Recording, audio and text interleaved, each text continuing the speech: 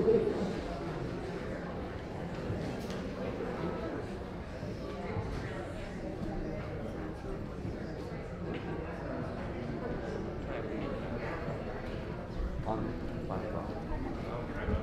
are you ready? Are you already live?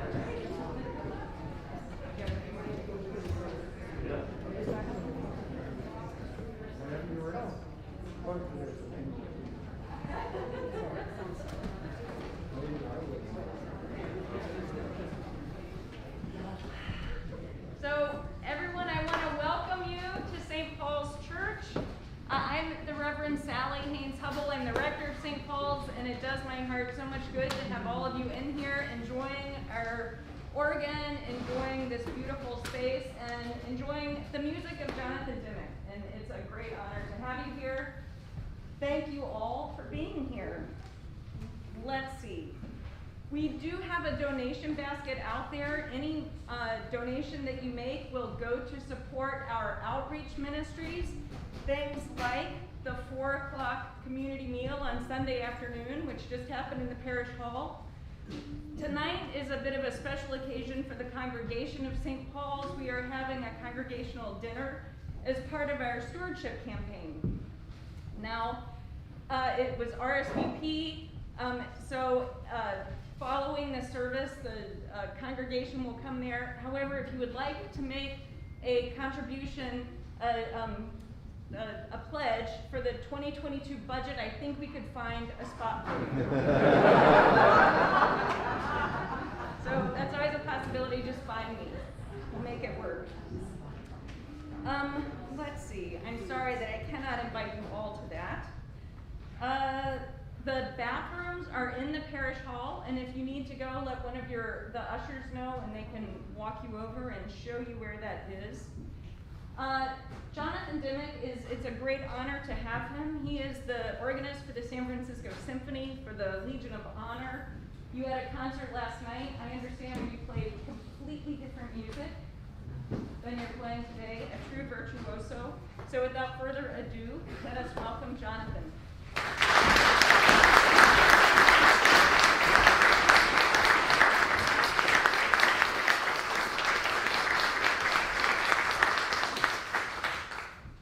Say a few words about today's program so you could get a sense of what it is you're in for.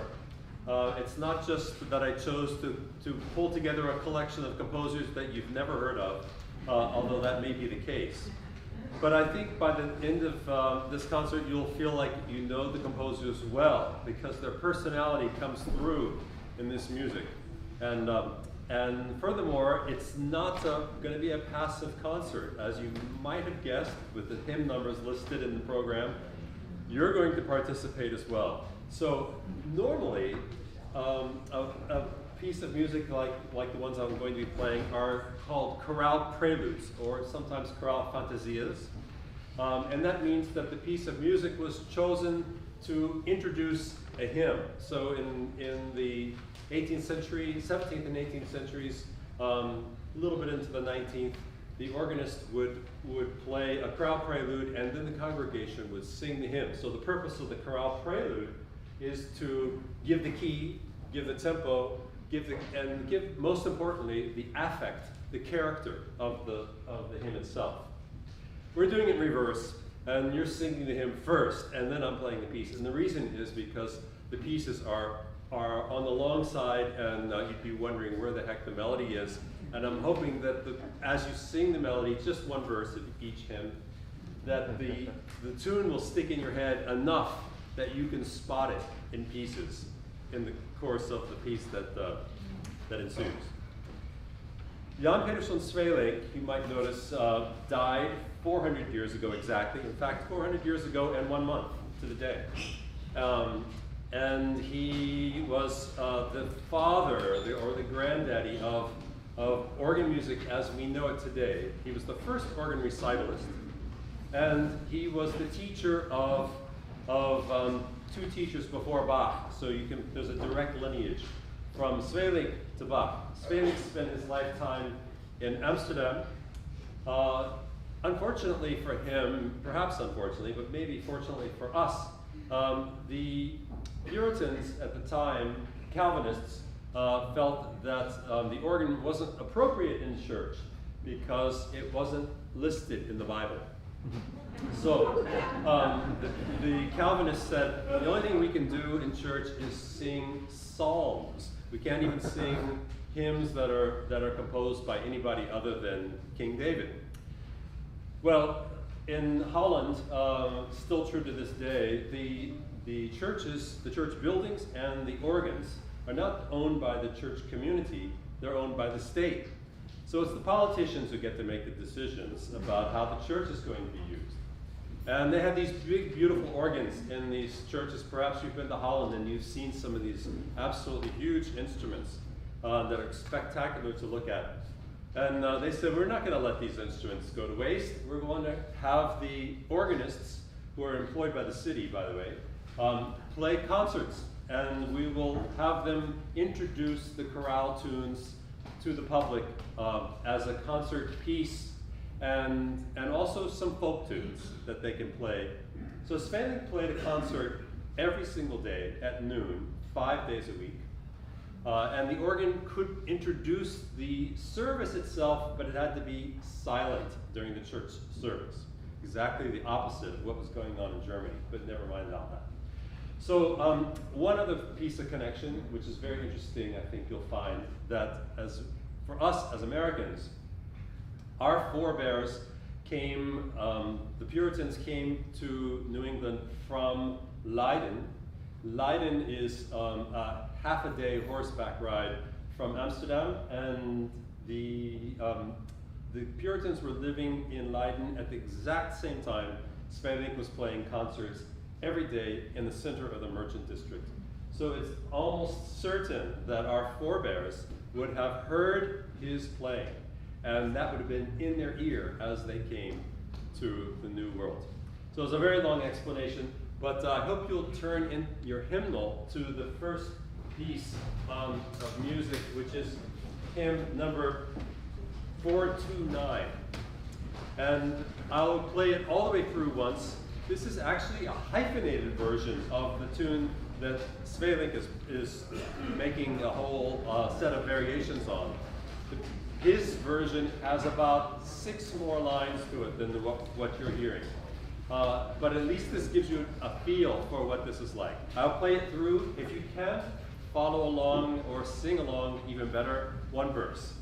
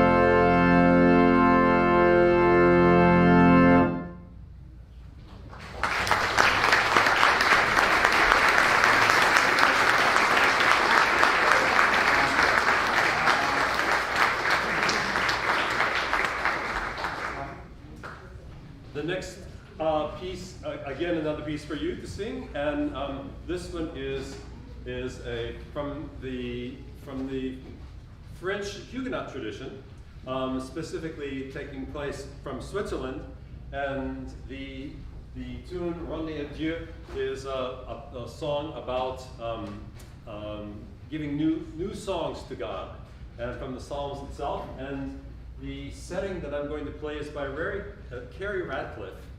Carrie is a composer living in Rochester, New York, and he composed a set of 5 pieces based on the Genevan Psalter. This so from Geneva, obviously.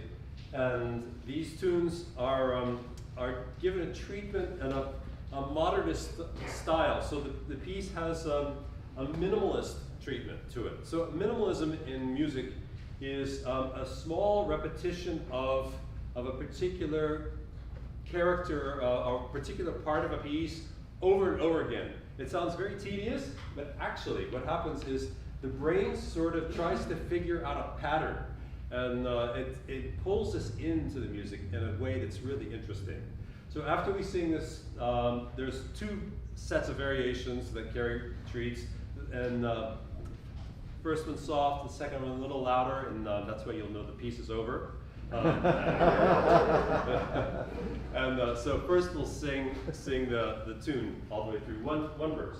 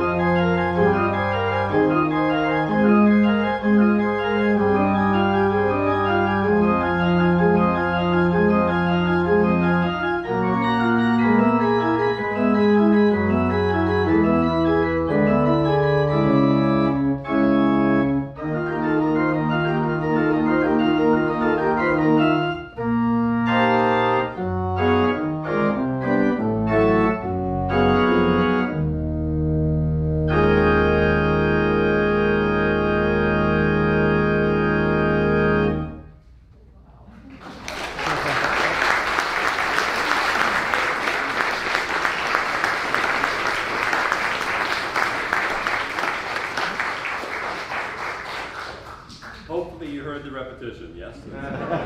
Good. You're awake, that's good. Always want to make sure. Johann Sebastian Bach was orphaned when he was 8, and he went to live with his brother. And he lived with his brother until he was 12, and his brother decided he wanted to have more space, to have more children, so his brother had to go.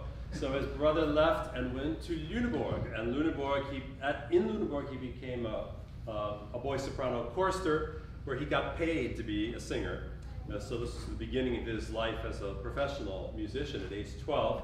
And he was in Lüneburg for 4 years until the age of 16.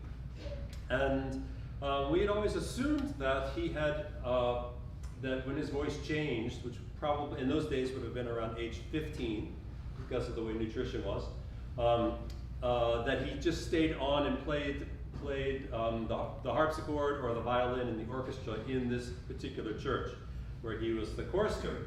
Well, we only found out about 10 years ago, or less than that actually, very, very recently, that they were going through some music of another church in town where the famous organist, Georg Böhm, B-O-H-M, lived, and they discovered a piece of music, this one that I'm about to play, in Johann Sebastian Bach's handwriting.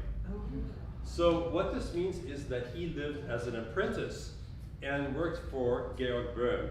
So in the 18th century, if you wanted to study with somebody, you didn't find a place to practice and then come and take a 1-hour lesson once a week the way we do today. You lived with them. And you did everything. You were their gopher person who would set up the music stands and would copy out music for the players and make sure everybody knew that they weren't supposed to text during services. That was your job. So what's interesting about this is that this piece of music by Johann Reinken. Reinken was still alive, although an old man in his 80s at the time that Bach was a young man. And the story is that Bach went as a very young man just after leaving Lüneburg and went to Hamburg, where Reinken was the organist at the St. Catherine's Church, and improvised for him. And most likely he improvised on this particular piece because Reinken said, "I thought the art of improvisation was dead, and I see with you it lives on." So this is a very beautiful piece by Reinken. It's very rarely played because it's 2 hours long. Just It is long though. It's almost 15 minutes. So I'm going to just say that I'm going to give you a sense of what the chorale tune is like. It's 10 phrases. The chorale tune alone is long. It's in reference to a particular psalm text. By the waters of Babylon, we sat down and wept when we remembered the O Zion. It's a song of lament, and this piece turns it into a chorale fantasia, which means that he plays around with rhythm. He plays around with little pieces of the music, and he repeats it, and then he adds extra parts. So that's all the fantasia part. So I'm going to give you a little excerpt of the chorale itself, and then comes the piece.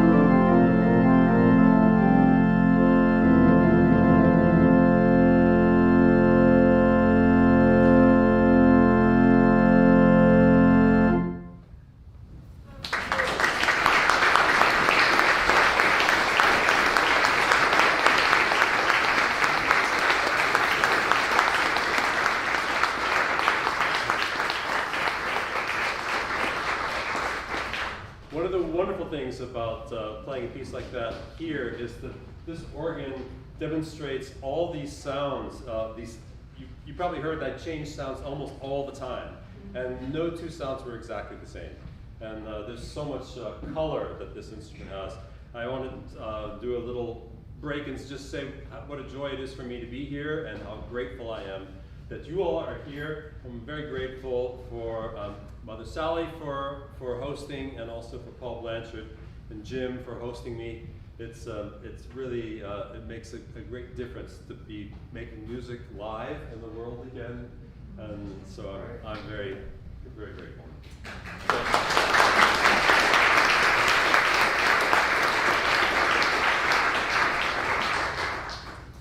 In the Renaissance, the most significant character of Renaissance music is that it was modeled on the dance. And in the Renaissance, the dances were more complex than they were in the Baroque period. Interesting that it went backwards in terms of complexity. And so in the Renaissance, you often had these dances that would go 2 beats, and then they'd be 3 beats. And so the dance was set up to do a 1, 2, 1, 2, 3, 1, 2, 1, which that kind of 5/4 pattern wouldn't come back until the middle of the 20th century as a normative way of understanding music. So this piece of Ein Healdsburg, A Mighty Fortress, we know mostly in the standardized 18th century version of the tune. That's not the way Luther knew it. Martin Luther, who composed this sometime in the 1520s, maybe 1529, like Brougham says, but it could be exactly 500 years ago. It's kind of awesome to think about that. Wrote it in what sounds to us like a jazzy version. Bum, bum, bum, bum, bum, bum, bum, bum. So that's actually in the hymnal. And I'd like you to turn now to hymn 687. And we're going to give it a shot. I'm going to play it all the way through, and if you're still not confused, then please try to sing. It's, as I mentioned before, this music was dance music. So there's a little room in the aisle if you feel like dancing. What follows is a piece that I commissioned by a colleague of mine, John Hurton. John is an organist in Marin County and quite a significant composer. And for the 500th anniversary of the Reformation, so 4 years ago in 2017, I commissioned this and also the last piece of the program I'll talk about now. And I specifically wanted an American version of these old tunes, and that were related to the Reformation. And the usual one that everybody knows is this metrical one, the standard one. And I wanted to do something that was more upbeat. And so John rose to the challenge with a piece that I think you're going to find very engaging. But first, let's join in one verse of A Mighty Fortress.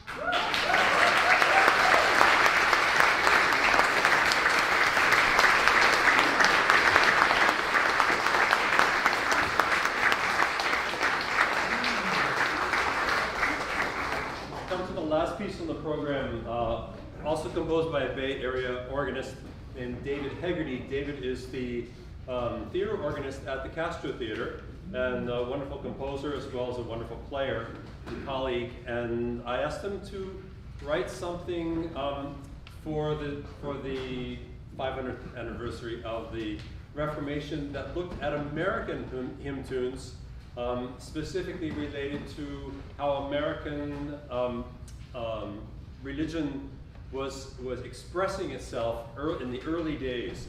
So specifically, I was looking at Appalachia, and there's a whole collection of music from the 18th century called the Sacred Harp, which is a collection of hymns specific to Appalachia.